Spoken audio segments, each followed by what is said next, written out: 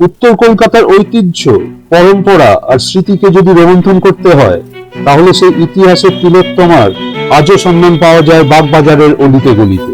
এই পুরাতন কলকাতার ঐতিহ্য আর আবেগের এই মেলবন্ধনে ঘ্রাণ নিতে হলে সারাদিনে এই বাগবাজার ভ্রমণে তোমাদের আমার সাথে পা মেলাতেই হবে। এখানকার 10টি দর্শনীয় স্থান পর্যায়ক্রমে তোমাদের দেখাবো।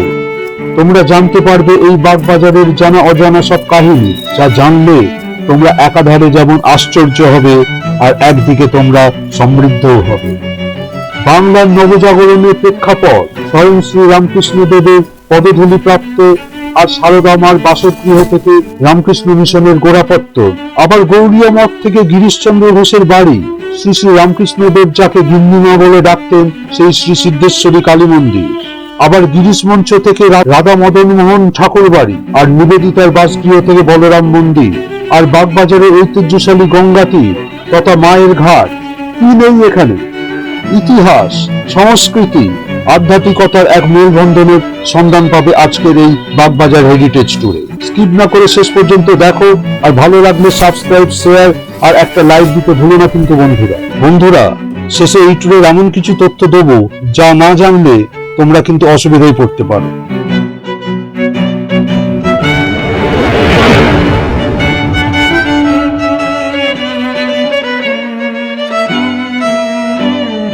নস্টালজিক এই শব্দটার নামকরণের পেছনে ইতিহাস কি? শোনা যায় গঙ্গার বাঁকে তখন এক বিরাট বাজার বসত। সেই বাগবাজারই আজকে অপভ্রংশ হয়ে দাঁড়িয়েছে বাগবাজার। আবার একমতে এখানে চার্লস এডিন নামে এক সাহেবের সুদৃশ্য বাগান ছিল। ফার্সি ভাষায় বাগ কথার অর্থ বাগান, সেখান থেকেই নাকি সৃষ্টি এই বাগবাজার নামের। আজ আমরা এই ভ্রমণ শুরু করব সেই অতি পরিচিত বাগবাজার বাটার মোড় থেকে। দেখো বন্ধুরা, বাটার মোড় থেকে মিনিট 5-এর হাঁটা পথে পৌঁছে গেলাম ইতিহাসের সাক্ষী স্বরূপ বসুবাটি, যার প্রতিটা ইট স্বদেশী আন্দোলনের সাক্ষী। এই বাড়ি থেকেই শুরু হয়েছিল কবিগুরুর রাখি বন্ধন উৎসবের মিছিল। 22 বিঘা জমির ওপর নির্মিত হিন্দু মুসলিম স্থাপত্যের এই অট্টালিকা তৈরি করেছিলেন নন্দলাল বসু ও পশুপতিনাথ বসু। বাংলার প্রথম ডিগ্রি প্রাপ্ত বাস্তুকার নীলমণি মিত্রের তত্ত্বাবধানে 1878 সালে এর নির্মাণ শেষ হয়। শুনলে অবাক হবে, রবীন্দ্রনাথের উপস্থিতিতে এই বাড়িতে 1905 সালে বাংলার শিল্পকে জীবনী শক্তি দেবার উদ্দেশ্যে ন্যাশনাল ফান্ড গঠিত হয়। এই ইতিহাসের সাক্ষী স্বরূপ বাড়িটি হেরিটেজ বিল্ডিং এর তকমা পেলেও সংস্কারের অভাবে জরাজীর্ণ এই কিংবদন্তি স্থাপত্য হয়তো অচিরেই হারিয়ে যাবে।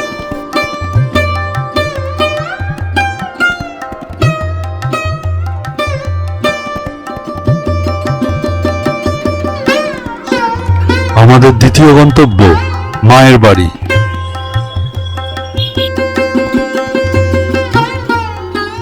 এখান থেকে 2 পা এগোলেই এই হলো বাগবাজার মোড়। বাগবাজার স্ট্রিট থেকে ডান দিকে ঘুরলেই পেয়ে যাবে এই তোরণ।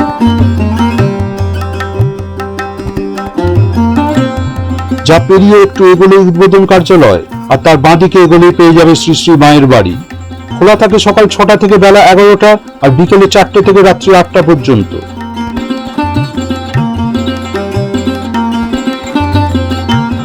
প্রবেশ করলেই বন্ধুরা মনটা হয়ে যায় একদম শান্ত। একটা অদ্ভুত তন্ময়তা তোমার মধ্যে হঠাৎই যেন ভরে উঠবে। এই বাড়িরই দোতলার ঘরে শ্রী শ্রী মা দীর্ঘ 11 বছর বসবাস করে।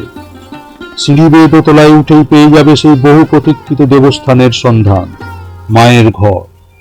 মনে মনে মাকে স্মরণ করে আমার অন্তরের গভীরতম শ্রদ্ধা মাকে নিবেদন করলাম।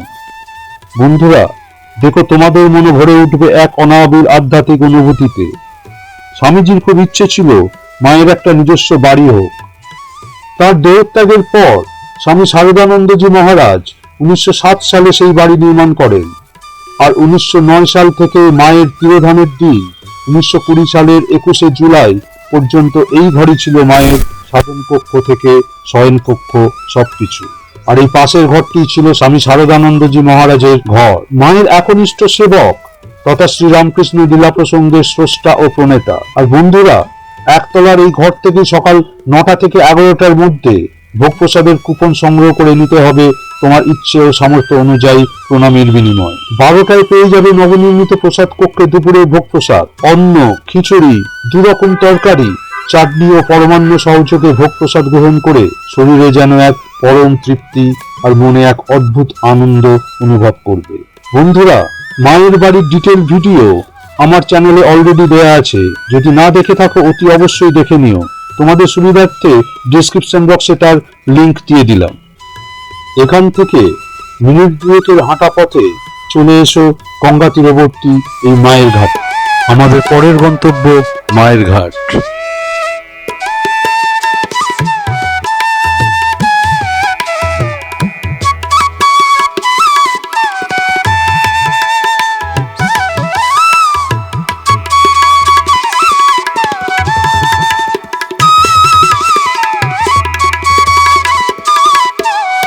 তোরণ পেরিয়ে সাবধানে রেল লাইন অতিক্রম করলেই এই হচ্ছে মায়ের ঘাট, আর এক পুণ্যস্থান যেখানে মা প্রায় নিত্যদিন গঙ্গা স্নান করতেন। তাই মায়ের দিব্য সান্নিধ্য আজও যেন এখানে অনুভব করা যায়।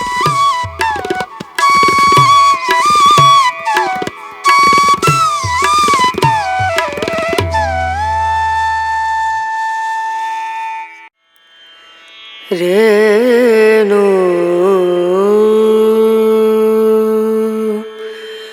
রনা রনা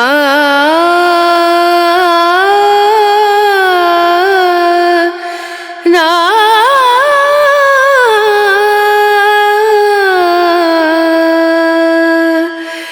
রেণু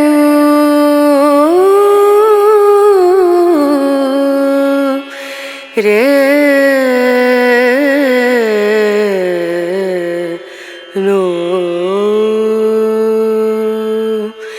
দিম দুম দনা দিম দনা দিম দুম দনা দিম দনা দিম দুম দনা।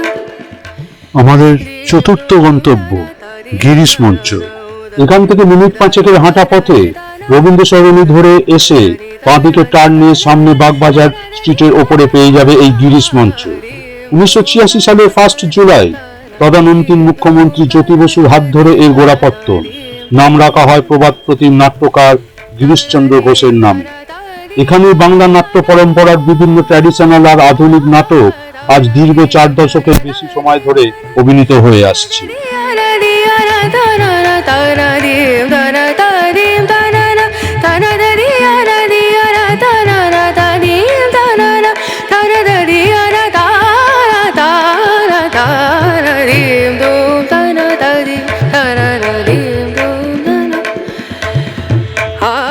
আমাদের পঞ্চম গন্তব্য শ্রী গৌড়ীয় মঠ।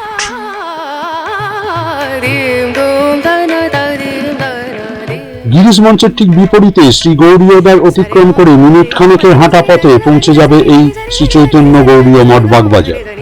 উত্তর কলকাতার ইতিহাস আর আধ্যাত্মিক পরিবেশের অন্যতম স্থান এই শ্রী গৌড়ীয় মঠ। বৈষ্ণব ভাবধারার দৃষ্টিনন্দন এই মন্দিরের প্রথম দর্শনেই তোমরা মুগ্ধ হয়ে যাবে। শোনা যায় বরিশাল নিবাসী জগবন্ধু দত্ত গঙ্গা তীরবর্তী এই জমি শ্রী প্রভুপাদকে মন্দির নির্মাণের উদ্দেশ্যে দান করেন। অতঃপর 1930 সালের 5ই অক্টোবর এই মঠের প্রতিষ্ঠা হয়।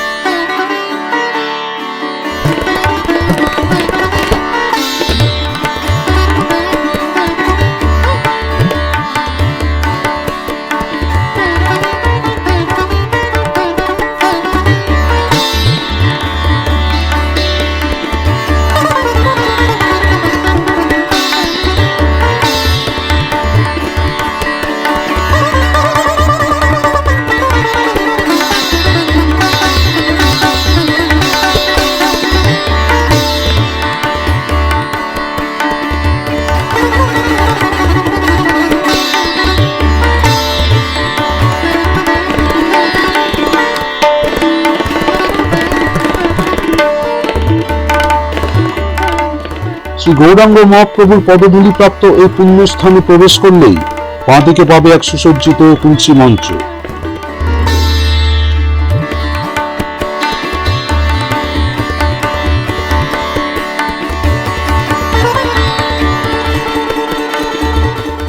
সামনে এগোলেই পাবে এক সুবিশাল মিউজিয়াম। চতুস্তল বিশিষ্ট এই সংগ্রহশালা সোমবার বাদে রোজ সকাল 10টা থেকে 12টা আর বিকেলে 4টা থেকে 7টা পর্যন্ত খোলা থাকে, যেখানে প্রবেশ করলেই তুমি সন্ধান পাবে শ্রী চৈতন্যদেবের জীবন কথার তথ্য সমৃদ্ধ এক প্রদর্শনী, যেখানে শ্রী গৌরাঙ্গ মহাপ্রভুর স্বাক্ষরিত এক তালপাতার দুর্লভ নিদর্শনও তোমরা দেখতে পাবে।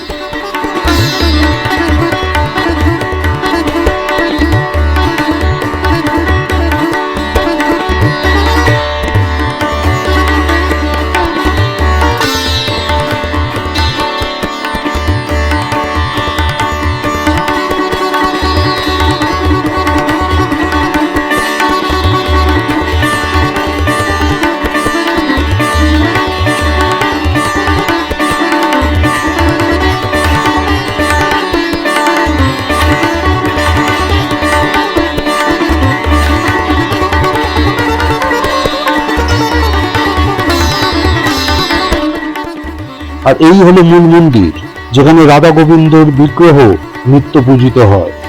বিপরীতে পেয়ে যাবে এই নাট মন্দির সকালে 9টা থেকে 10টা নাগাদ ও দুপুরে 12:30 নাগাদ ভোগারতির সময় তুমি দর্শন পাবে শ্রী রাধা মাধবের।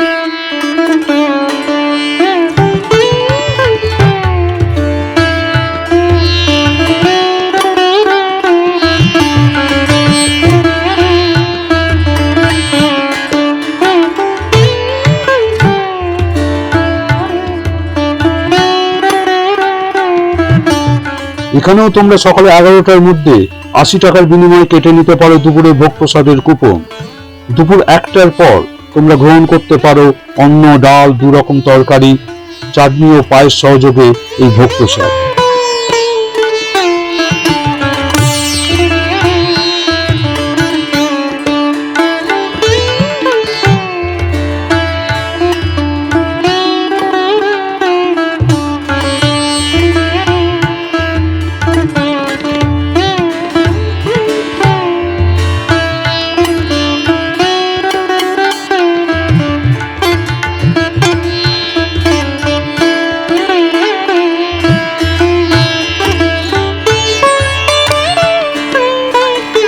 আমাদের পরের গন্তব্য রাধা মদন মোহন জিউ ঠাকুর বাড়ি।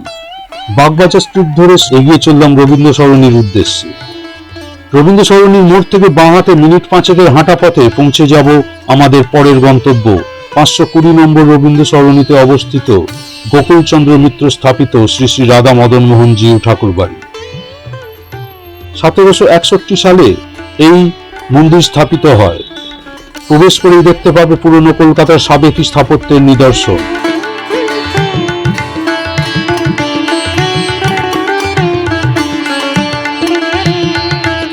সামনেই দেখতে পাবে 10টি স্তম্ভ বিশিষ্ট কড়িকাঠের ছাদে স্থাপত্য শৈলীর নিদর্শন স্বরূপ এক নাট মন্দির।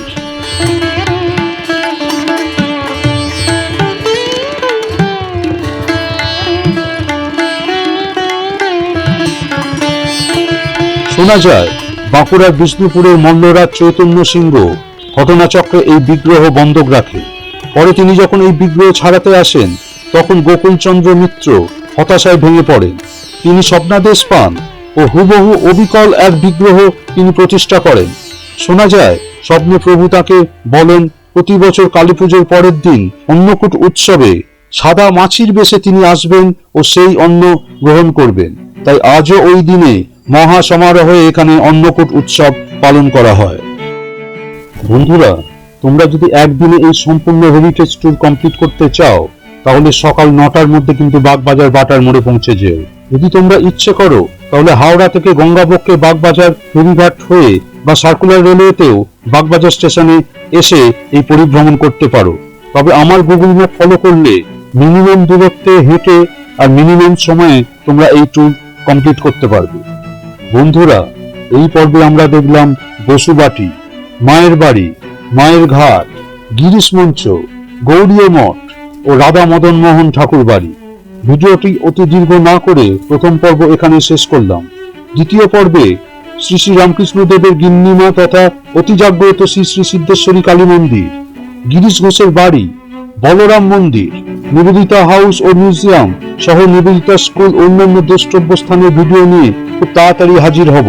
শুধু বেল নোটিফিকেশনটা পুশ করে রেখো, যাতে ভবিষ্যতে আপলোডেড ভিডিও নোটিফিকেশন তোমাদের কাছে খুব সহজেই পৌঁছে যায়। আর কি বন্ধুরা, আমাকে সাবস্ক্রাইব, শেয়ার আর লাইক দিয়ে অনুপ্রাণিত করো। খুব ভালো থেকো, সুস্থ থেকো, আনন্দ থেকো। জয় মা, জয় ঠাকুর।